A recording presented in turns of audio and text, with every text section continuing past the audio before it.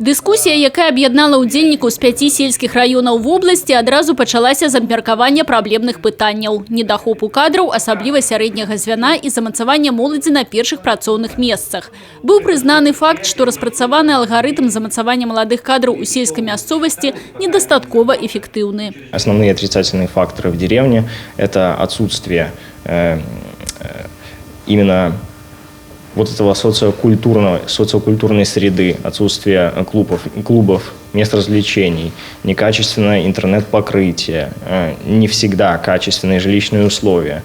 Для молодежи, особенно которая выросла в городе и резко попадает в деревню, такие условия, неприемлемы, и студенты стараются в них не задерживаться.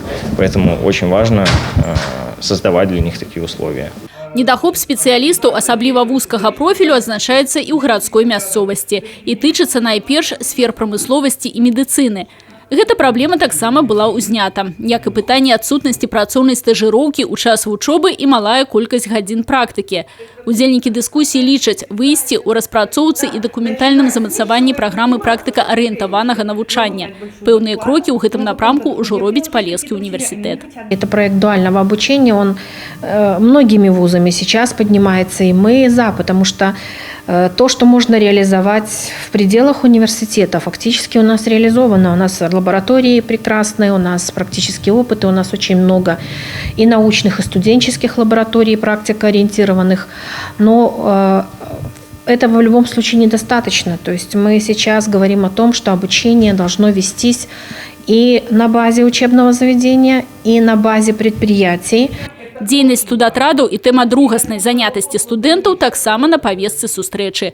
Уласным крытычным поглядам і вопытам на гэты конт падзяліўся прадстаўнік Іванаўскага района, дзе студэнтаў няма, а студатрад павінен быць. Необходимо урегулировать сам термин, поскольку студенческие отряды мы туда включаем и несовершеннолетнюю молодежь, и детей, которые, может быть, не совсем подходят по возрасту. По моему мнению, студенческие отряды – это из числа студентов.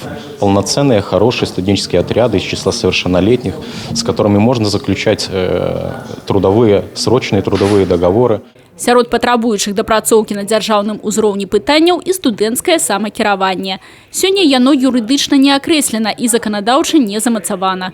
Паправак з гэтай прычыны патрабуе Кодэкс аб адукацыі. Сярод прапаноў, якія будуць унесены на далейшы разгляд, прагучала і арганізацыя ваеннай падрыхтоўкі ў кожнай ВНУ праз адкрыццё ваеннай кафедры. Узнятымі ў час дыскусіі сталі тэмы дзейнасці маладзёжных грамадскіх аб'яднанняў, паняцця блогерства і яго ўплыў на юнацкую маладзёжную аўдыторыю і падтрымка таленавітых і адораных дзяцей. Тацяна Будхусаім, Людмила Салцин, Александр Дьяченко, телерадиокомпания «Брест».